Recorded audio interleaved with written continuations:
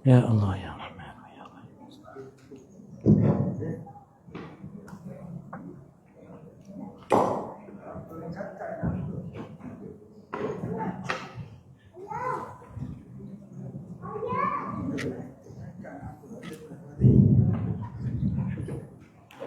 Allah. Assalamualaikum warahmatullahi wabarakatuh. إلى حضرة النبي محمد المصطفى صلى الله عليه وسلم وآله الكرام وأصحابه العظام، خصوصا لهذه النية المباركة الفاتحة. أعوذ بالله من الشيطان الرجيم. بسم الله الرحمن الرحيم. الحمد لله رب العالمين الرحمن الرحيم مالك يوم الدين، إياك نعبد وإياك نستعين، اهدنا الصراط المستقيم صراط الذين أنعمت عليهم غير المغضوب عليهم ولا الضالين آمين. بسم الله الرحمن الرحيم. الحمد لله رب العالمين، وأفضل الصلاة وأتم التسليم على سيدنا محمد النور المذهب للنسيان بنوره، وعلى آله في كل لمحة ونفس عدد ما وسعه علمك. اللهم افتح علينا فتوح العارفين، واجعل أعمالنا خالصة لوجهك الكريم. اللهم فقهنا في الدين وعلمنا التأويل يا رب العالمين. وصلى اللهم على سيدنا محمد وعلى آله وصحبه وبارك وسلم، والحمد لله رب العالمين. Amma ba'du, ikhwatal iman, pimpinan perkampungan Al-Hijrah, sahabat-sahabat daripada Sahah Ja'fari, TV Hijrah, TV 3 Cikgu Mizi, TV 1 Rizal, Sahah TV paling miskin, paling tawaduk. Semua ahli pengajian, semua penghuni pondok perkampungan Al-Hijrah yang saya kasihi, Bapak-bapak, tuan-tuan, alhamdulillah, pertama dan selama-lamanya kita merafa'kan syukur dan puji kepada Allah Subhanahu wa taala kerana dengan limpah kurnianya, dengan taufik dan inayahnya juga dapat kita berhimpun di musalla yang penuh keberkatan ini dalam kita menyambung sesi yang kedua. Sesi yang kedua, buku yang diterjemahkan daripada kitab Qimatuz Zaman 'Inda Al-Ulama lil Imam Syekh Abdul Fattah Abu Ghuddah. Jadi bulan lepas, ibu ayah sekalian, kita dah bagi sedikit intro, pengenalan. Ya, kita sebut tentang betapa wajib, betapa perlu untuk kita menyusun jadual kita, mengatur kehidupan kita supaya segala detik masa yang Allah pinjamkan kepada kita ini kita manfaatkan untuk bekalan menuju Allah Subhanahu wa taala. Jangan jadi seperti orang kafir yang diberi peluang akal, nikmat yang banyak, tapi malamnya tidak dapat mengisi waktunya untuk beriman ataupun dengan beramal saleh. Okey. Jadi insya-Allah ibu ayah sekalian, malam ini kita lanjutkan dengan perbincangan pada halaman yang ke-9. Okey, buku ada di rehal di meja masing-masing. Boleh buka muka surat 9 ya. Baik. Qala radhiyallahu anhu, kata Syekh Abdul Fattah Abu Ghuddah, wa nafa'ana bihi wa bi 'ulumihi fid darain amin. Tajuknya keuzuran yang diberikan terhadap mereka yang berumur 60 tahun. Tapi dalam dewan kita ni rata-rata umur 16 tahun, sweet 17. Masih muda. Ya, siapa yang 60 dalam kalangan kita ni, maka Al-Imam Al-Bukhari ya menerusi kitabnya, kitab Sahih Bukhari. Sekarang apa yang berlaku di Masjid Putra bermula malam tadi, apa yang berlaku, iaitu suatu daurah bacaan kitab Sahih Bukhari yang menghimpunkan ulama serata dunia. Okey, ulama kita yang ada mufti wilayah Prof Datuk Luqman Abdullah, ulama Nusantara Syekh Nuruddin, ulama Musid Syekh Al-Allamah Dr. Yusri Jabar Al-Hasani, kemudian beberapa tokoh ulama lain yang ada dihimpunkan di Masjid Putra. Kenapa mereka berhimpun 10 hari? Mereka sedang nak khatamkan kitab Sahih Bukhari. Boleh, mereka nak khatamkan Sahih Bukhari. Kita malam ini kita dapat jumpa satu hadis sahaja dalam Sahih Bukhari yang ada dalam kitab kita ni, iaitu hadis Sayyidina Abu Hurairah radhiyallahu anhu. Nabi sallallahu alaihi wa alihi wasallam bersabda, a'dzarallahu azza wa jalla ila mri'in akhara umrahu hatta ballaghahu 60 sana. Tengok terjemahan. Baca bahasa Arab tak faham, tengok terjemahan. Allah Subhanahu wa taala memberikan keuzuran. Allah bagi can kat kita. Mati berapa dia? Mati sebelum ambil SPM, makna mati umur 16. Bagi can kat kita. Mati berapa umur je? Mati umur 21. Mungkin ada diskaun sikit mati muda. Maknanya dosa tak banyak. Tapi kalau dah sampai umur lanjut 60, belum beramal, belum ada bekalan, tak ada keimanan, kita tak ada alasan yang boleh kita berikan nanti di hadapan Allah Ta'ala. Jadi dia punya pemisah itu diletakkan 60 tahun, umur pencet lah. Tuan-tuan, umur pencet. Okey. Itu riwayat Imam Bukhari, tuan-tuan. Kita pergi kepada riwayat Imam Ahmad. Pada Imam Bukhari, kitab Sahih Bukhari, Imam Ahmad, antara kitab Imam Ahmad namanya Musnad, Al-Musnad, himpunan hadis-hadis yang bersanad. Maka Imam Ahmad bin Hanbal meriwayatkan hadis, man ammarahu Allah Ta'ala 60 sana. Sama juga. Berapa? Allah beri umur dah cecah 60. Maka Nabi sebut, faqad a'dara ilaihi fil umri. Maka sesungguhnya ia telah dinafikan untuk memohon keuzuran. Maknanya kita mati, masuk kubur. Mungkin lagi tanya kita, ni siapa ni? Lelaki ni siapa? Tak dapat jawab. Tak pernah itu Nabi Muhammad. Contoh kan? Contoh kita ditanya nanti, apalah kau tak pandai mengaji lah? Kenapa tak boleh baca Quran? Apa nak jawab? Kita mungkin jawab, kat kampung dia semua cikgu bahasa Inggeris, tak ada cikgu agama. Okey lah. Sebab apa? Kita duduk kat Mexico. Tak apa. Tanya lagi soalan, kenapa semayang tak betul? Semayang pun tak pandai lagi, dah tua-tua. Kita kata, saya ni memang keluarga saya mu'alaf. Saya masuk Islam umur 59, meninggal umur 60. Maknanya tak pandai sangatlah, setahun je dalam Islam, meninggal. Mungkin adalah keuzuran-keuzuran. Tapi kalau kita yang lahir daripada keluarga Islam, membesar dalam masyarakat Muslim, duduk dengan taman Melayu, kampung Melayu, Islam, masjid keliling kita, pengajian tiap-tiap malam, tak dia tahu dah ini tak ada harapan, tuan-tuan, maka sesungguhnya ia telah dinafikan untuk mohon keuzuran. Tak ada harapan. Apa maknanya dua hadis ini? Hadis Imam Bukhari, hadis Imam Ahmad, dua kan? Ini bermaksud, kata Syekh Abdul Fattah, ini bermaksud segala alasan yang diberikan, tak mau beriman, tak mau beramal, Allah tak akan terima, kerana Allah dah bagi peluang yang terbaik, yakni umur yang panjang. Ini tuan-tuan, peringatan kita bersama. Sama ada yang dah cecah umur 60 ataupun on the way nak sampai 60, kita ambil peluang, tuan-tuan, untuk kita koreksi, untuk kita betulkan, untuk kita tambah baik amalan kita, insya-Allah. Boleh tuan-tuan.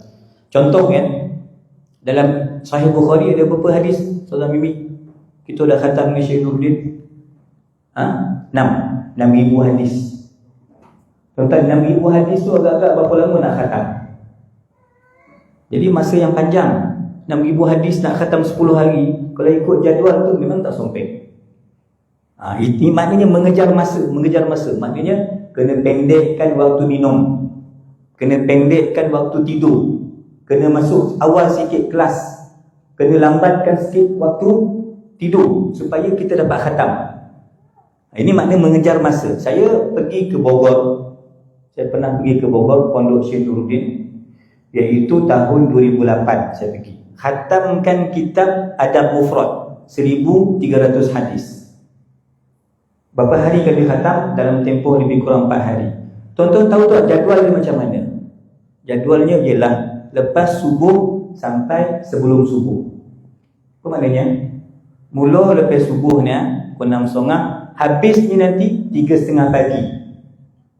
Kalau tak, kalau kita ikut santai-santai, relax, memang tak boleh khatam.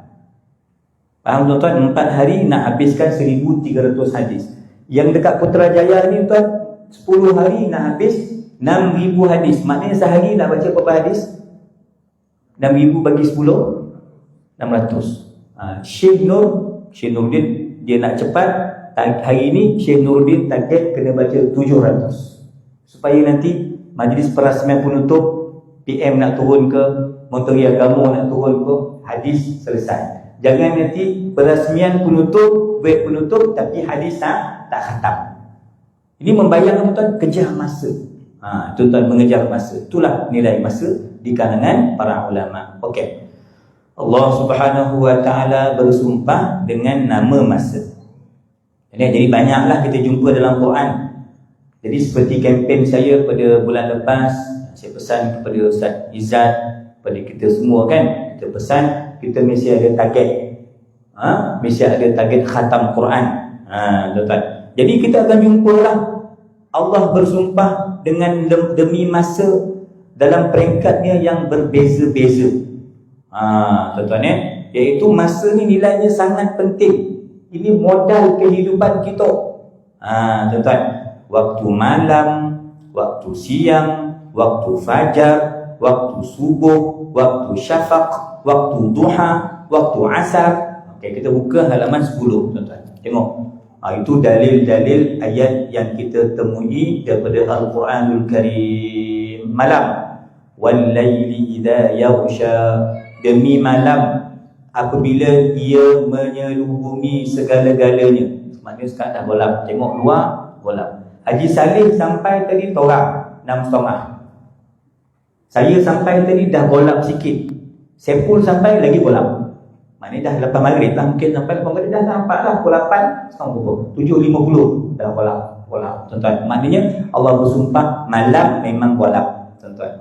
Tapi esok Allah panjangkan umur kita, jumpa subuh, jumpa duha, jumpa siang. Wan nahari idza tajalla, demi siang. Apabila siang tuan-tuan, dia dah nampak terang benderang. Okey, siang terang. Allah bersumpah dengan nama malam, Allah juga bersumpah dengan waktu siang. Tuan-tuan, malam kita rehat, malam kita beramal, siang abang-abang buat bangunan, siang kita pojok. Tuan-tuan, siang terang, malam gelap, Allah bersumpah. Tuan-tuan, begitu juga wal-laili idz adbara was-subhi idza asfar. Allah bersumpah dengan nama subuh. Kan waktu subuh, tuan-tuan, sama ayat disebutkan subuh yang bernafas, was-subhi idza tanaffas. Tuan-tuan kena mengaji, kita kena faham kalau ada waw itu namanya wawul qasam. Apa wawul qasam? Waw sumpah. Kalau ada waw macam tu kan, dia punya baris mesti bawah. Wal asri, was subhi, wal fajri. Apa lagi tuan-tuan? Dia mesti baris bawah. Itu namanya waw, itu ialah waw sumpah. Allah bersumpah dengan masa-masa, termasuk tuan-tuan namanya fala uqsimu bisyafaq. Dia kata aku bersumpah demi mega. Mega ni apa mega? Ayat surah Al-Insyiqaq. Apa mega? Bukan Megawati. Mega tu apa? Mega tu apa? Sebelum tenggelam matahari. Kata Cikgu Mizi, itu masuk asyafaq. Waktu asar nak terbenam matahari, nak menghampiri maghrib. Ini tuan-tuan kita bacalah buku surat 10 tu, dalil Quran yang Allah ambil perhatian kita, jaga masa kita sangat pantas berlalu. Tuan-tuan percayalah cakap saya, ibu-ibu, cik-cik yang duduk pondok ni kan, orang Kelantan ke, orang Terengganu ke, orang Padang ke, daftar 2024 contoh, dapur diri 2024 bulan contoh September. Tiba-tiba kita jumpa 10 tahun akan datang, dah tahun 2034. Masa tu umur saya dah masuk tuan-tuan, setahun nak pergi 60, 10 tahun akan datang. Berapa umur masa tu saya jadi PM, bukan X, PM XI nama dia. Tuan-tuan, umur dekat 60. Haji dah berapa tahun di sini Ji? Dah 10 tahun dah Ustaz. Masa cepat berlalu tuan-tuan. Percayalah cakap saya, sekejap je masa Al-Hijrah ni, 3 tahun, 5 tahun dah besar, dah macam-macam bangunan masuk tuan. Masa begitu pantas berlalu. Kan? Setahun lagi saya dah tak datang lagi sini dah. Saya dah khatam kitab ni, settle pojok saya dah. Saya pergi tempat lain pula. Masa begitu pantas berlalu tuan-tuan. Maka sebab itu kata Syekh Abdul Fattah di sini, sumpah yang Allah sebutkan dalam Quran ada 2 mesej penting.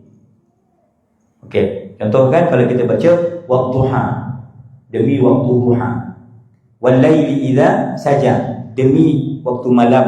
Malam biasanya sunyi sepi. Kan? Kemudian Allah nak cerita ma wadda'aka rabbuka wa ma qala.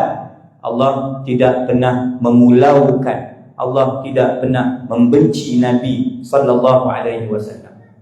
Jadi poin pertama tuan-tuan daripada ayat ad-duha ini, demi waktu duha ini Allah bersumpah tuan-tuan, maknanya Allah nak bersihkan Nabi sallallahu alaihi wasallam daripada ditohmah. Apa dia?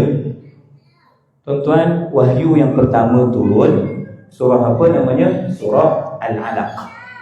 Iaitu 5 ayat pertama, Iqra bismi rabbikal ladzi khalaq. 5 ayat pertama kan surah Alaq. Lepas itu tuan-tuan turun 2 surah, Muzammil dengan Muddathir. Muzammil, Muddathir cerita Nabi yang sedang berselimut. Tuan-tuan, okey. Tetapi lepas itu ada sengkang masa yang Quran tak turun. Jadi geng-geng munafik tunggu masa nak provokasi. Dia orang tunggu masa macam mana nak kata, kau tengok tak Nabi ke tak? Mula-mula pergi bertapa, duduk ibadat dekat Gua Hira, turun wahyu.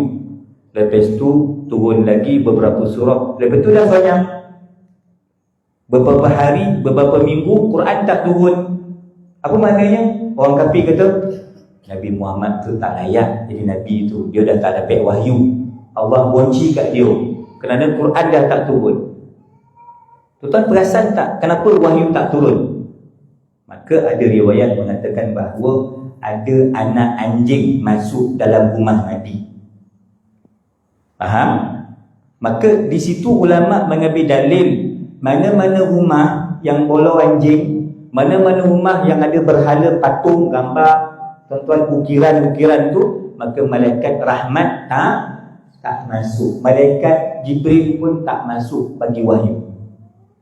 Tuan-tuan, yang masuk satu malaikat je, malaikat apa?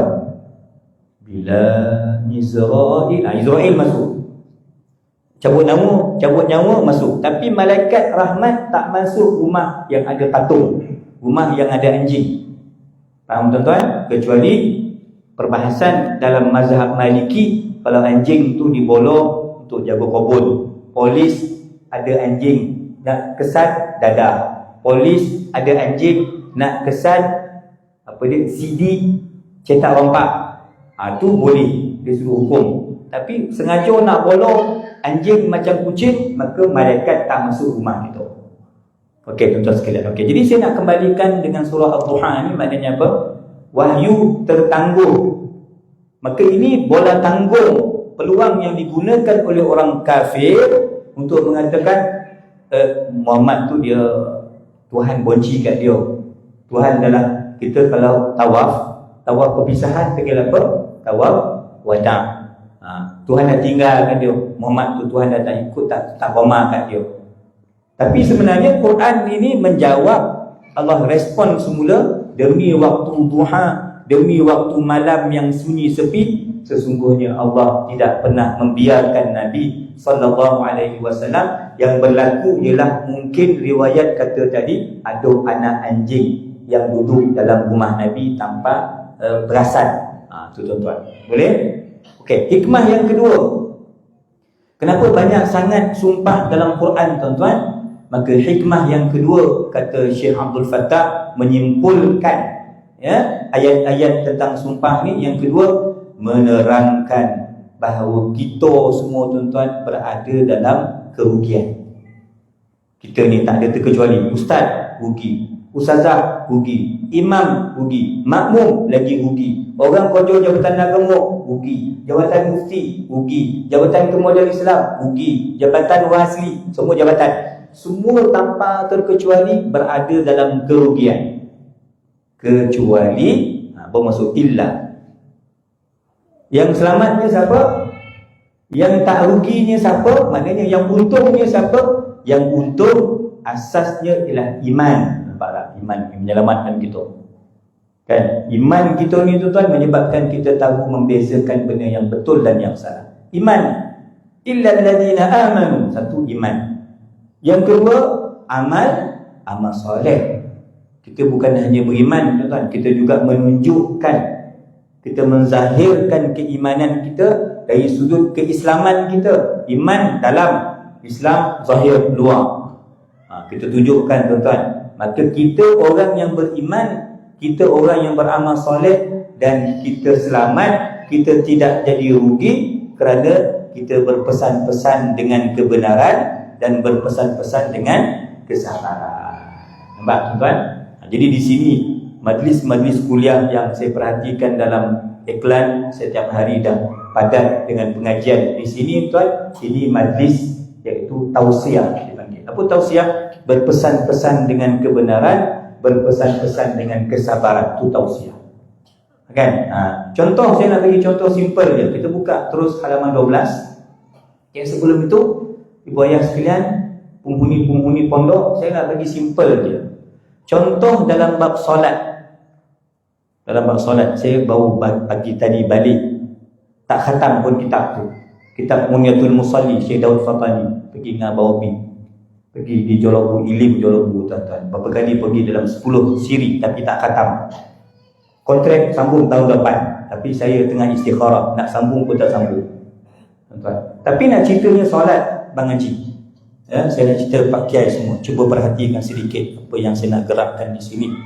Untuk orang lelaki lah khususnya, kan. Contoh, simple je kan, solat kan. Contoh kita ketika sujud, maka saya perhatikan masih ada kedapatan orang lelaki yang sujud atas kopiah. Ini tak sah. Saya gulungkan lagi kopiah saya ni, macam mana? Kopiah, saya sujud atas kopiah. Maka sujud saya tak sah kerana sedikit pun di bahagian dahi saya tak kena tempat sujud. Umirtu an asjuda di sab'ati azmin. Kata Nabi SAW, saya diperintahkan untuk sujud atas 7 anggota. Apa 7 anggota sujud kita, Ji? Ajar, iaitu antaranya kalau sebut wajah, maknanya dahi kita mesti sebahagiannya kena kepada tempat sujud. Saya perhatikan ada jemaah di masjid di Surau Al-Hijrah itu, sujudnya kopiahnya kulub dan sujudnya dah ke atas macam ni. Tak sah. Tuan-tuan, tak sah. Maka sebab itu kita pakai soroban ke, pakai kopiah ke, pakai songkok ke, tuan, kita kena pastikan dahi kita ni mesti mengenai tempat sujud. Begini. Okey. Saya perhatikan juga tadi sembahyang maghrib ada jemaah yang tak betul cara letak tangan dia. Tak betul macam mana? Antara anggota sujud ialah 2 telapak tangan kita. Ada yang genggamkan tangannya. Ini namanya cakar rimau. Dia sujud macam ni. Ini pun, tuan-tuan, tidak sah. Faham? Nampak saya main sujud ni? Kesemua jari kita, Kiai, hendaklah diratakan, diletakkan bawah betul. Semua tapak tangan jari ni diletakkan betul-betul di tempat sujud, bukan digenggamkan. Clear? Atau termasuk ada sebahagian jemaah yang mengaji tak khatam ni, masa mengaji dia lolap tak faham ni, ketika mana kakinya, ketika ia sujud, ketika dia sujud, okey, dia lipat kaki ke belakang. Ni sujud, patutnya kaki macam ni kan, ini betul, tapi dia lipat macam ni. Tak boleh, sebab tegakkan yang ini, sebab ini kaki ni merupakan anggota sujud yang wajib kena di tempat sujud. Ini saya perhatikan maghrib tadi. Apa maknanya tuan-tuan? Maknanya kita perlu belajar lagi. Kita mesti memperbetulkan solat kita. Kalau tak, nanti duduk pondok 10 tahun semayang tak sah. Tak betul cara sujud dia tadi tu. Jadi tolong betulkan. Saya harap pihak yang berkaitan ambil perhatian yang serius dan betulkan kesilapan itu, insya-Allah. Baik, kita sambung lagi kepada halaman 12, huraian Imam Fakhruddin Ar-Razi radhiyallahu anhu mengenai nilai masa dan kemuliaan masa, tuan-tuan. Maka Imam Fakhruddin Ar-Razi ni, tuan-tuan, dia memang antara penulis pengarang kitab tafsir. Ulama, tuan-tuan, yang hebat dalam penulisannya. Tafsirnya nama Mafatihul Ghaib. Saya punya tu kat rumah tu, tebal jilid dia, lebih kurang ada 8 jilid, 30 juzuk lah, tafsir Imam Fakhruddin Ar-Razi, tuan-tuan. Maka sebab itu dia kata apa? Kesimpulannya, Allah Subhanahu wa taala bersumpah dengan nama masa. Wal asri wal duha wal laili was subhi wal fajri, dan seumpama, tuan-tuan, ya, Allah sebut nama-nama waktu itu. Kenapa, tuan? Dengan waktu itulah kita dapat bahagia ataupun kita memperoleh kecelakaan, kesengsaraan. Masa. Macam mana? Masa yang berkat. Masa yang berkat macam mana tadi? Anak kita hantar ke tahfiz. Saya tanya kat budak-budak ni, kau dah berapa tahun? Empek. Tahu berapa juzuk? Hafal? Tanya ni, berapa juzuk hafal? Empek. Setahun 1 juzuk yang hafal. Mana dia tak beradab? Contoh kan? Oh, mak bapak kau bayar sebulan 500. Contoh. Saya tanya kat dia, berapa juzuk kau hafal? Saya tanya dia, minggu ni berapa mufradat, vocab, patah perkataan yang kau tahu? Mana misbah? Mana mirwahah? Mana maktab? Mana kuh ataupun kas? Mana? Kita tengok perkataan-perkataan yang di sekelilingnya itu, bahasa Arab dia. Maknanya kalau perkataan bahasa Arabnya tidak bertambah, hafalan Qurannya tidak bertambah, hafalan hadisnya tidak bertambah, itu waktu yang tidak memberikan impak yang baik, yang betul. Tuan-tuan kan, dia suruh keilmuan anak-anak kita kan, mesti bertambah ilmu, pengetahuan, pengalaman, tuan-tuan. Sama lah kita bincang kalau orang menego lah. Orang menego mesti ada kira kan. Oh, berapa untung, berapa banyak dia beli pulangan dia. Dia mesti ambil kira benda tu. Tuan-tuan kan, modal kita tu mesti dapat pulangan. Bukan hanya pulang modal, mesti datangkan keuntungan. Itu, tuan-tuan, masa itu kita pilih, tuan-tuan, untuk ambil jalan kebahagiaan kau ataupun sebaliknya jalan kesengsaraan. Tuan-tuan, kita pilih. Allah bagi kita memilih. Maka kata Syekh Imam Fakhruddin Ar-Razi, sesungguhnya masa itu tidak boleh diukur dengan sesuatu sekalipun. Masa dengan omeh, mana lebih bahagia? Mestilah kita kata omeh, logik macam tu. Masuk dengan duit, mestilah kita korban duit. Tuan-tuan, tapi ingat, duit dan omeh tadi, tuan-tuan, semuanya berhajat kepada masa. Simple je, tuan-tuan, cerita yang dibawa oleh Syekhuna Profesor Dr. Atiyah bawa ni. Simple je cerita Nabi Sulaiman. Cerita Nabi Sulaiman. Mungkin biasa saya cerita. Nabi Sulaiman, kerajaan dia besar. Empire yang paling agung kerajaan Nabi Sulaiman. Dan ayahandanya nama Nabi Daud. Sulaiman bin Daud alaihi wassalam. Satu hari Nabi Sulaiman, dia kalau nak memantau projek, nak memantau rakyat, nak melihat kawasan-kawasan, tuan-tuan, mana-mana kampung pedalaman, bandar, kota, Nabi Sulaiman terbang. Tapi dia tak guna sayap, dia guna tika pandan terbang. Dia terbang sana kemari, dia pantau rakyat dia. Ketika dia terbang itu, satu pakcik masuk. Satu pakcik sedang melihat, Waalaikumsalam, satu pakcik yang apa tadi, berapa kali pakcik aku sebut, 3 kali lah. Masuk cepat. Melihat, pakcik dia melihat Nabi Sulaiman yang sedang terbang. Maka pakcik dia kata apa? Subhanallah. Tuan-tuan, pakcik dia sebut Subhanallah. Dalam teks, maknanya dalam riwayat sebut Subhana man a'taakum mulkan 'aziman ya ala Daud. Maha suci Allah yang menganugerahkan kamu kerajaan yang besar, wahai keluarga Daud. Daud mana ni? Bukan Daud Soya. Daud mana? Nabi Daud lah. Nabi Daud ni raja juga. Anak dia Nabi Sulaiman. Tuan-tuan, okey. Perkataan itu keluar daripada orang kampung, orang yang tak sekolah lah tuan-tuan, orang kampung. Tengok Nabi Sulaiman terbang tuan. Suara pakcik ni sampai kepada Nabi Sulaiman alaihi salam. Nanti Cikgu Mizi tolong potik sikit lah. Tolong potong video ni nanti. Ada pandai lah, dia memang pandai potong-potong ni, memang bidang dia. Sebab tu dia TV3, ini TV1. Sahar TV TV1 sebab dia punya satu slot RM5 dia. Hello lah. Sekian tuan. Suara ni sampai ke siapa? Sampai ke Nabi Sulaiman kat langit tuan, tengah terbang tuan. Maka tuan-tuan, Nabi Sulaiman minta tikar tu landing, turun ke bawah tuan-tuan.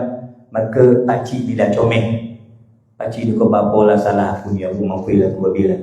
Tak tuan-tuan, ketika parking tu Nabi Sulaiman hanya tanya, uncle, tadi masa saya terbang tadi uncle baca apa? Nak tahu tu je. Oh, tadi saya sebut Subhanallah, kagum dengan kehebatan kerajaan Nabi Sulaiman. Kata Nabi Sulaiman, pakcik, satu tasbih yang pakcik baca tu, Subhanallah, sekali pakcik baca itu lebih afdal daripada kerajaan Nabi Sulaiman seluruhnya. Tuan-tuan bayangkan, apa maknanya? Kata Syekh Afiyah, kerana sekali tasbih kita tu modal kita, bekalan kita bertemu Allah, tapi kerajaan yang kita miliki akan berakhir. Faham tuan? Aset kita, milik kita, apa yang ada, benda tu kita mati dia lah. Tapi amalan kita yang ikhlas akan kekal jadi modal kita untuk bertemu Allah Subhanahu Wa Taala. Itu tasbih sekali. Tadi maghrib tadi cik, tasbih berapa kali? Kita pegang tasbih, dalam tasbih kita ni 33. Tadi saya ajar dekat Ilim Jalabu tadi. Saya kata riwayat sebut tasbih 33, tahmid 33, takbir ada sebut 33, ada satu riwayat berapa 34. Tasbih kita yang 100 ni yang mana 34? Yang 34 ialah yang tengah. Yang tengah ni 34. Maksudnya yang pangkal mula ni 33 dan lepas tengah yang hujung ni pun 33. Jadi macam mana kita nak sesuaikan dengan hadis tadi? Hadis sebut tasbih 33, tahmid alhamdulillah 33, takbir kita ada dua pilihan, boleh baca 33 ataupun 34. Macam mana tuan-tuan nak sesuaikan bilangan? Jadi untuk sesuaikan bilangan tuan-tuan kena mula dari sini hujungnya. Ini 33 sampai ke pangkal balik. Sampai sini pangkal ke tengah 33. Yang tengah ni ialah 34. Kalau tuan-tuan nak ambil 34. Tapi kalau kita mula daripada pangkal 33, subhanallah, subhanallah, subhanallah, subhanallah, subhanallah, alhamdulillah, alhamdulillah, dia akan jadi 34. Faham? Kemudian yang takbir tak apalah, boleh 33, 34. Jadi kalau nak ambil riwayat, nak baca betul-betul jumlah yang tepat, kira elok-elok tasbih, kecuali tasbih, biji tasbih tuan-tuan memang 99. Kalau 99 tak ada isu lah. Sekarang kebanyakan tasbih kita ialah jumlahnya 100. Okey, poin dia apa tuan-tuan? Poin dia ialah tasbih yang kita baca tu memang berbaloi. Ayat kursi yang dibaca oleh imam kita semua tadi memang berbaloi. Zikir yang kita baca, doa yang kita aminkan memang tuan-tuan sangat lumayan ganjarannya. Itu modal kita untuk bertemu Allah Subhanahu Wa Taala. Okey, pasal waktu beritahu Ustaz, kita azan dulu. Berapa minit lagi? Beritahu. Surat tu beritahu. Dah. Tuan Bilal boleh azan dulu. Bagi saya masa sikit untuk bernafas. Kalau student kena azan, Bilal nak azan silakan. Silakan azan dulu. Okey.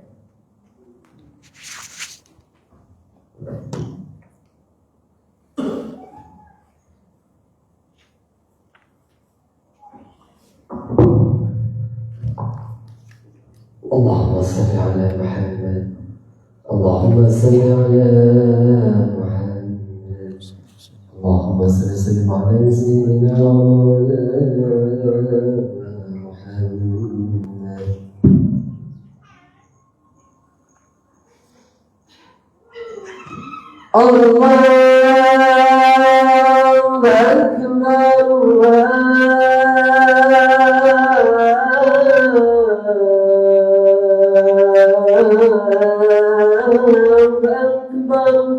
الله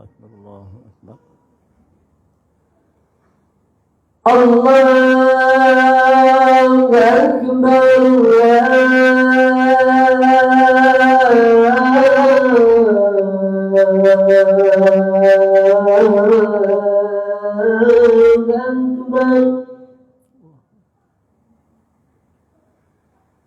أشهد أن لا إله إلا الله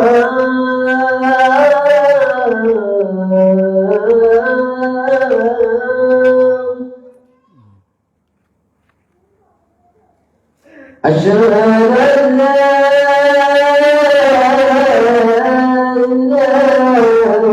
محمدا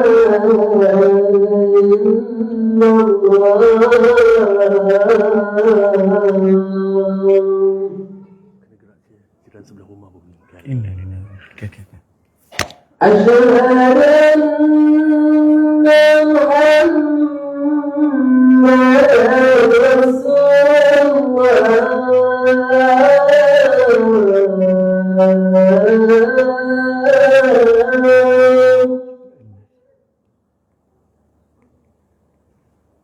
أشهد أن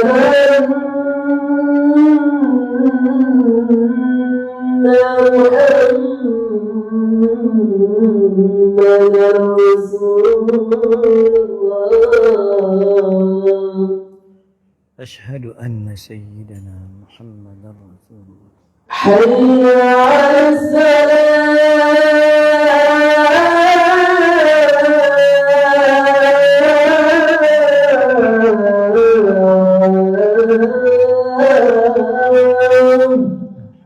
ولا قوة إلا بالله العلي العظيم حي على السلام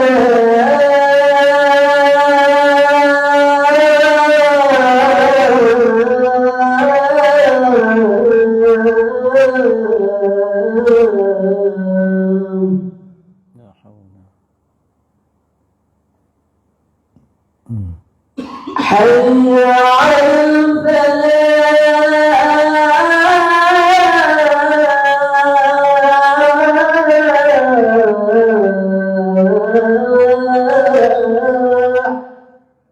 لا حول ولا قوة إلا حي على الفلاح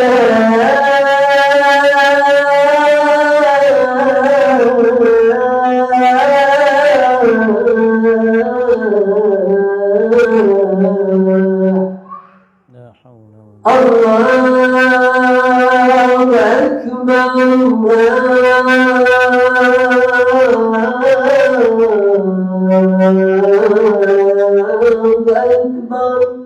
الله أكبر لا إله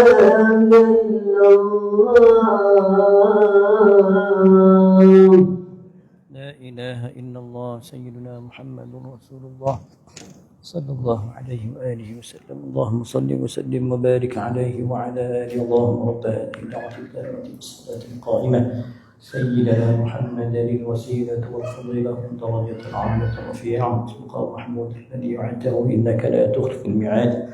Kita tasbih 4 kali, ya. Subhanallah walhamdulillah wa la ilaha illallah wallahu akbar. Subhanallah walhamdulillah wa la ilaha illallah wallahu akbar. Subhanallah walhamdulillah wa la ilaha illallah wallahu akbar. Subhanallah walhamdulillah wa la ilaha illallah wallahu akbar. Baik tuan-tuan, alhamdulillah kita sambung lagi 15 minit sampai 8.30. Ya, 8.30. Nanti kita baca sedikit wirid dan selawat dan zikir 5 minit, baru kita qamat untuk solat. Boleh? Saya kalau mengajar di masjid, semua orang sahah tahu surau syak atau isyak saya habis berhenti semayang. Kenapa dekat masjid surau saya berhenti on time semayang, tapi dekat hijrah saya terlajak setengah jam? Apa sebabnya? Ini pondok, yang sebelah no masjid. Lain apa jawapannya? Kalau di sinilah saya Zat jadi imam, dia baca surah panjang kan, pagi Jumaat baca sejadah dengan insan, contoh kan. Lepas isyak kita kejap lagi baca Al-Mulk contoh. Contoh itu lepas mayang tak apalah, tengah solat. Boleh tak imam baca panjang-panjang? Dalam kitab fiqh disebut macam tu. Saya jadi imam isyak, contohnya saya rukuk tasbih saya 7 kali. Subhanallahil azim wa bihamdi 7. Kalau kat masjid saya baca 3. Sujud pun sama juga, subhanarabbiyal a'la wa bihamdi. Kalau di surau masjid kita 3 cukup, tapi dekat pondok kita baca 9. Boleh tak? 11. Boleh tak? Bukan itu je baca, tambah lagi subuhun qudusun rabbul malaikati waruh. Itu juga tasbih rukuk dan tasbih sujud. Subuhun qudusun rabbul malaikati waruh. Boleh tak? Jawapannya macam ni. Kalau tempat yang memang khusus untuk kita yo, tak membabitkan orang luar. Tuan-tuan kenal imam kenal tuan-tuan. Kita tahu imam ni memang bapak panjang punya baca. Tasbih dia sakit pinggang betul. Kalau macam tu semua setuju, okey. Faham? Okey. Sebab sini bukan tempat orang singgah. Sini bukan tempat singgah. Sini budak tahfiz nilai datang tadi. Mana hilang budak ni? Budak tahfiz datang sini. Yang datang orang sahah, Haji Hamdan and the gang yang datang sini. Jadi maknanya saya tahu, Ustaz Aizat tahu siapa dia makmum kita, maka dibenarkan kita terajak panjang. Tapi semuanya reba restu. Tapi kalau lebih isyak kan, pergi tu demonstrasi ketang bolak tu, kita tak puas hati, penceramah panjang, lepas tu 8 subuh kena berhenti. Kalau dah ada demonstrasi tak puas hati, kita kena berhenti lah. Faham? Kaedah hukum dia macam tu. Hukum, panduan hukum dia, tempat yang memang khusus untuk kita, orang pondok, orang Ustazah Hasmah yang tahu ni, maka maknanya dia panjang sikit pun tak apa, dia lajak sikit pun tak apa, sebab kita tahu. Tapi kalau masjid, tempat persinggahan orang, macam-macam orang ada keperluan, maka imam tidak digalakkan baca panjang, tidak digalakkan tasbih lebih daripada 3 kali tadi. Faham hukum gitu kan? Okey, kita teruskan 15 minit boleh? Okey tuan-tuan, maka itulah kenyataan Al-Imam Fakhruddin Ar-Razi rahimahullahu ta'ala. Masa yang penting, kita yang menentukan masa. Tuan-tuan tengok masa penting macam mana. Katalah Allah pinjamkan umur kita macam umur Tun M. Dan Tun kalau lelaki, bini panggil apa bini? Tun Mahdi, kalau Tun Asmah, Tun juga kan? Bininya pun Tun. Masya Allah, Allah pinjamkan umur yang panjang, banyak. Kan, kalau kita umur panjang macam tu pun cuma jugalah, dapat banyak ceramah, dapat banyak pahala, dapat banyak beramal, tuan-tuan. Tapi ingat, orang itu masa mudanya disebut di sini dia buang masa. Dia tak nak sembahyang, dia tak dengar cakap mak apa tuan-tuan. Dogi, tuan-tuan, dia buang masa dia sampai pencen baru nak sodak. Tapi masa pencen dia pergi pulun belajar, memondok, beramal, berbai'ah, buat amal banyak-banyak, sedekah banyak-banyak, tuan, kira tak? Kira masa muda ke masa tua? Kita dikira mengikut innamal a'malu bil khawatim, ikut penutup kehidupan kita. Maka rekod silam itu kita dah taubat, kita dah qada, tu dah bersih. Dikira macam mana usia kematian kita, keadaan kita mati. Kocik-kocik mak pak atas sekolah tahfiz, mengaji pondok, besar, pergi timur tengah, timur tepi, pergi Bukhara, pergi mengaji, baik tuan, sampai ketua ujung-ujung jadi tak baik. Mati tak baik, mati su'ul khatimah. Mana lebih baik? Geng contoh yang pertama ke contoh yang kedua?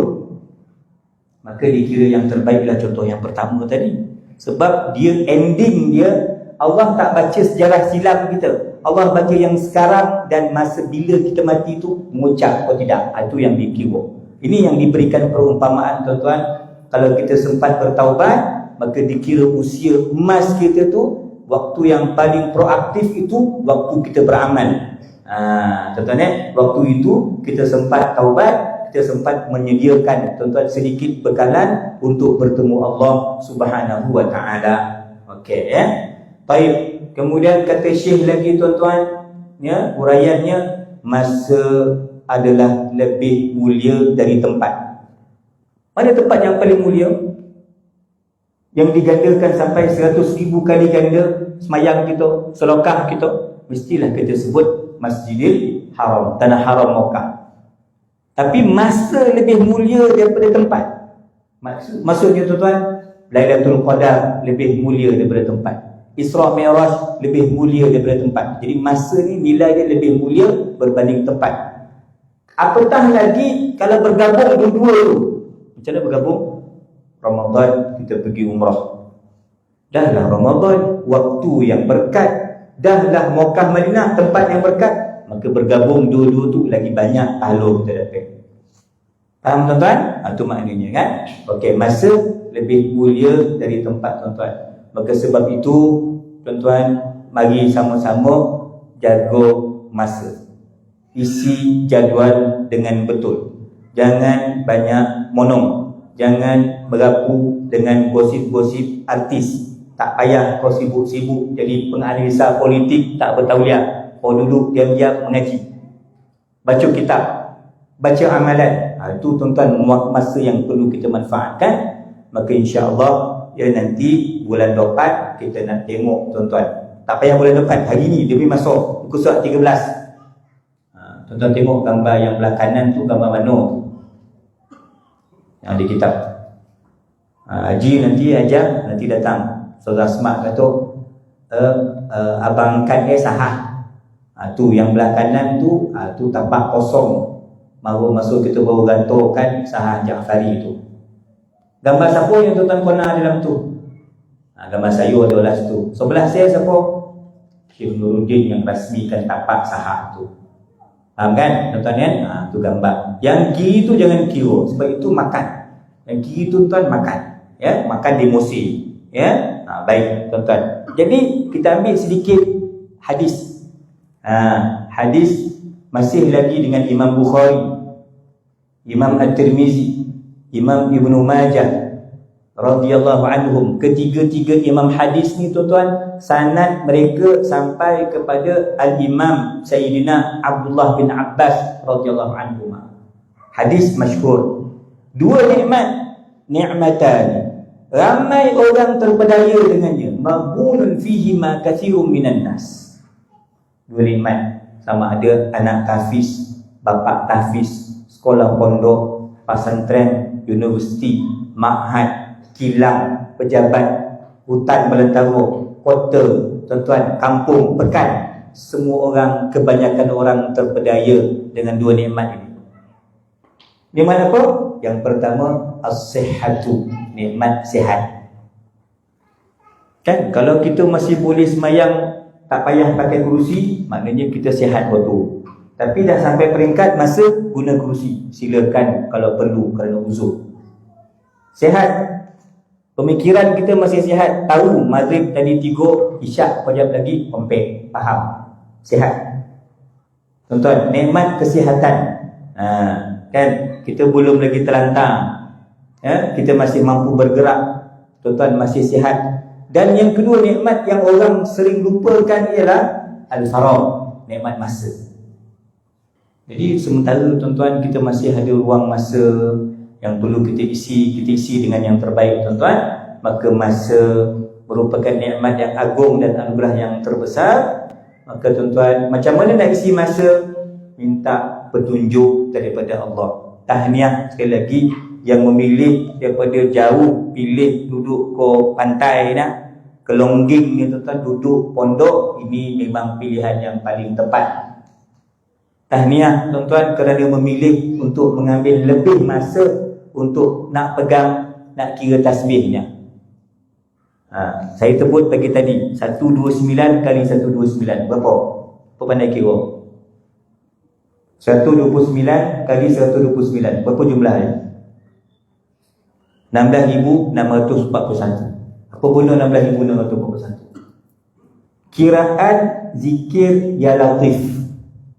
Ini kalau kita orang pondok, kita beramal lah. Start pukul 2 pagi sampai menjelang subuh, settle 16,641 sampai 4,388. Muap dah hilang, dah speed, tolak. Tuan-tuan, saya cerita simple je. Gayo tahun lepas, gayo tahun ni gayo.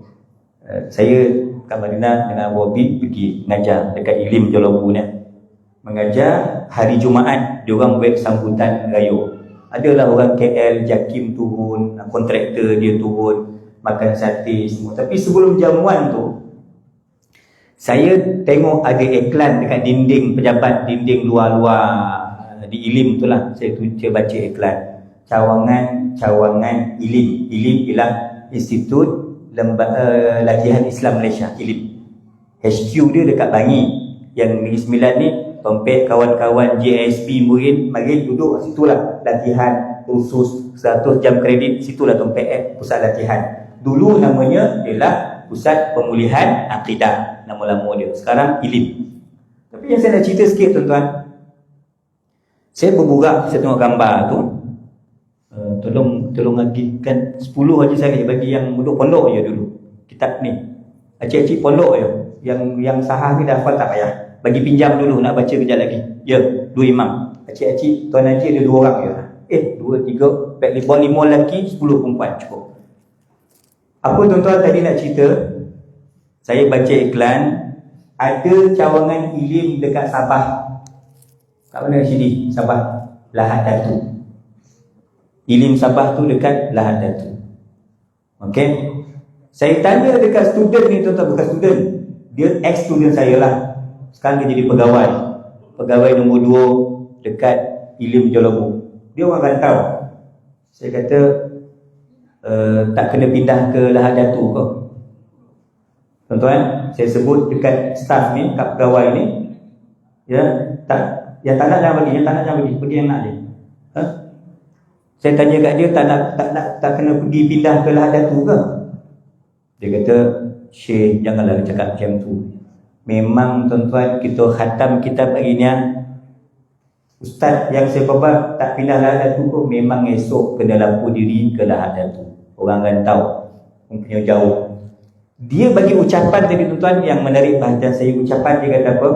Syekh Murtada pesan, almarhum mufti pesan, siapa yang dah settle 129 kali 129, jaga mulut, jangan cakap sebarangan. Sebab cakap boleh jadi memang dah jadi pun. Tak pasal-pasal ustaz tu tuan-tuan kena pindah ke Lahad Datu. Anak 6 orang, kalau ikut pegawai dia tak naklah pindah, susah, leceh. Tapi kehendak Allah Ta'ala tuan-tuan, yang saya nak sebutkan ialah banyakkan berzikir tuan-tuan, jaga mulut, jaga hati kita tuan-tuan, supaya insya-Allah segala apa yang kita buat tuan-tuan di bawah taufik pimpinan Allah Subhanahu wa taala. Jadi insya-Allah nanti kita sambung cemburu buta di sisi abid dan alim, dan insya-Allah di 5 minit ni kita manfaatkan ya untuk kita baca sedikit tambahan amalan.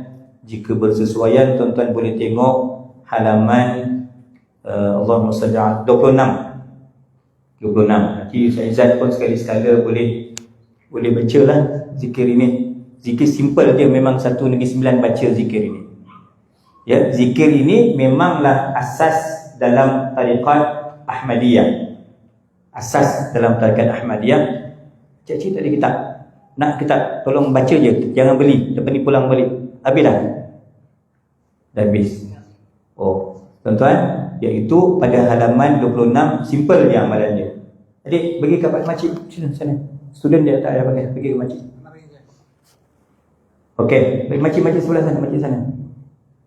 Okey, 26 kita baca sama-sama. La ilaha illallah Muhammadur Rasulullah fi kulli lamhatin wa nafasin adada ma wasi'ahu ilmullah. Boleh? Okey, baca sama-sama 1, 2, mula. La ilaha illallah Muhammadur Rasulullah fi kulli lamhatin wa nafasin adada ma wasi'ahu ilmullah. La ilaha illallah Muhammadur Rasulullah fi kulli lamhatin wa nafasin adada ma wasi'ahu ilmullah. Itu lepas semayang baca 3 kali. Start macam tu dulu lah. Lepas semayang baca 3 kali. Okey, itu dulu kita buat muka surat 26. Okey, kemudian tuan-tuan tambah sikit 4 kali lagi. Apa dia? La ilaha illallah wallahu akbar. Baca.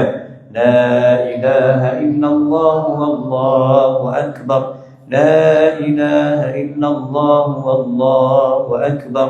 La ilaha illallah wallahu akbar. Okey, itu dia. Tahlil 3 kali, kemudian takbir yang ujung tu 4 kali. Boleh? Dapat? Apa? Ustaz Izzat dia hafiz Quran, dia mesti ingat. Ya, itu kalau boleh baca setiap kali lepas solat. Boleh? Okey, kita tengok halaman sebelah tu. Ya, selawat. Selawat pun tak susah, sama je ujung dia. Apa dia? Kita baca sama-sama. Saya baca sekali, lepas tu tuan-tuan ikut.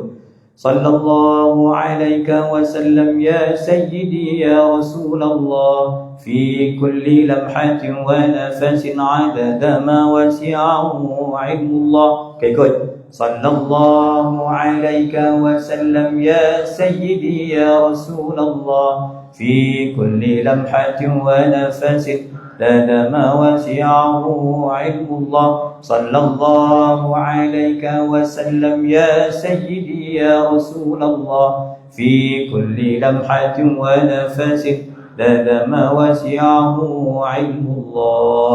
Itu cukup tuan-tuan untuk amalan tambahan lepas solat. Tahlil 3, kemudian takbir la ilaha illallah akbar 4. Kemudian tuan-tuan kalau nak selawat boleh baca selawat ini, sallallahu alaihi wasallam ya sayyidi ya Rasulullah fi kulli lamhatin wa nafasin adada ma wasi'ahu ilmullah. Kenapa Imam Ahmad bin Idris tambah fi kulli lamhatin wa nafasin adada ma wasi'ahu ilmullah? Kenapa ditambah? Bukankah tambahan itu bid'ah? Tapi kita ada jawapan. Hadis kita hadis Sayyidah Juwairiyah, salah seorang ummahatil mukminin, isteri Nabi, lepas subuh baca subhanallah wa bihamdihi adada khalqihi wa ridha nafsihi wa zinata arshihi wa midada kalimati, diulang 3 kali. Maha suci Allah seberat timbangan mizan, sebesar arash. Tuan-tuan, sejumlah makhluk Allah. Itu gandaan pahala. Jadi insya-Allah bulan depan saya akan ulang balik hadis Sayyidah Juwairiyah. Kenapa kita dalam amalan-amalan ratib, zikir, selawat, kita tambahkan dengan sebanyak jumlah pasir di lautan, bintang di langit, kelepan mata kita, nafas yang keluar masuk, seluas ilmu Allah. Ini ada hikmah dia, ada sebabnya. Ulama mengambil dalil daripada hadis Sayyidah Juwairiyah radhiyallahu taala anha wa ardhaha. Kata ni. Okay, jadi insya-Allah buku tu kalau tak nak kan pulangkan balik. Tuan-tuan, sebab bos pun tak ada hari ni, tak ada siapa nak bayar kan. Tuan-tuan pulangkan balik nanti. Cuma saya buka kalau ada soalan. Ada soalan? Ke yang belakang tu ganti bos? Kalau nak boleh bayar ke Haji Saleh nanti lepas semayang ya. Kalau yang nak bayar RM15 Haji Saleh di semenjung tu. Okey. Kalau tak perlu beli, kita pulangkan baliklah. Baik, tuan-tuan sekalian, ada soalan saya buka? Ada ibu-ibu tak ada? Ayah-ayah tak ada soalan? Okey, kalau tak ada, alhamdulillah anak-anak sekalian. Okey, kalau tak ada soalan, kita tangguhkan dulu. InsyaAllah ada rezeki, kita jumpa bulan depan. Subhanakallahumma bihamdik, asyhadu an la ilaha illa anta astaghfiruka wa atubu ilaik. Bismillahirrahmanirrahim. Wal 'asri innal insana lafi khusr illa alladhina amanu wa 'amilus solihat wa tawasaw bil haqqi wa tawasaw bis sabr. Saya mohon maaf tuan kalau ada sebarang kesilapan bahasa dan seumpamanya. InsyaAllah kita doakan semoga Allah taufik dan kita untuk jaga masuk elok beramal dan elok tuan-tuan, jadikan bekalan kita bertemu Allah. Terima kasih. Wal 'afwu minkum.